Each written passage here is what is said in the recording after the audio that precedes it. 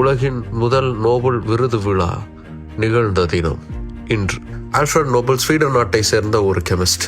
டைனமைட்டை அவர் தான் கண்டுபிடிச்சார். அது மட்டும் இல்ல, அதே மாதிரியான பல ஆயுதங்களை அவர் உருவாக்குனார். கிட்டத்தட்ட 355 பேட்டன்ஸ் அவர்கிட்ட இருந்துச்சு. அந்த அளவுக்கு ஒரு சிறந்த விஞ்ஞானி.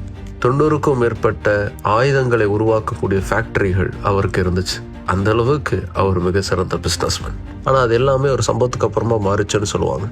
1888 அவர் இறந்துட்டதா தவறாக நினைச்ச ஒரு பிரெஞ்சு பத்திரிகை மரணத்தின் வியாபாரி மரணம் அடைஞ்சிட்டாருன்னு ஒரு செய்தி வெளியிட்டதாகவும், இதை பார்த்து வருத்தமடைந்த நோபல் வரலாறு தன்னை இப்படி ஞாபகம் வச்சுக்க கூடாது முடிவு செஞ்சு தன்னுடைய சொத்துல பெரும் பகுதியை நோபல் பரிசு வழங்குவதற்காக உயில் எழுதி வச்சாருன்னு சொல்லுவாங்க.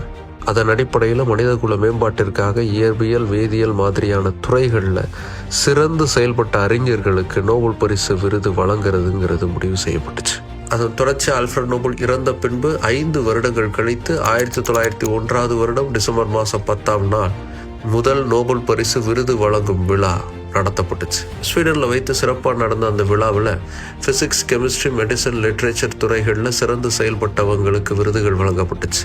அதோட ரெட் கிராஸை உருவாக்கின ஜான் ஹென்ரி டுனட், அப்புறம் அமைதிக்காக பாடுபட்ட ஃப்ரெட்ரிக் பாசி, இவங்கள் இருவருக்கும் முதல் அமைதிக்கான நோபல் பரிசு பங்கிட்டு தரப்பட்டுச்சு.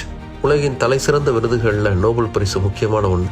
அதனால தான் ட்ரம்ப் கூட தனக்கு எப்படியாவது நோபல் பரிசு வேணும்னு போராடிக்கிட்டு இருக்காரு. அதுவும் அமைதிக்கான நோபல் பரிசுக்கு தனி மரியாதையே உண்டு. அப்படிப்பட்ட அந்த நோபல் பரிசு விருது வழங்கும் விழா முதலாக உலகில் நிகழ்ந்த தினம் இன்று.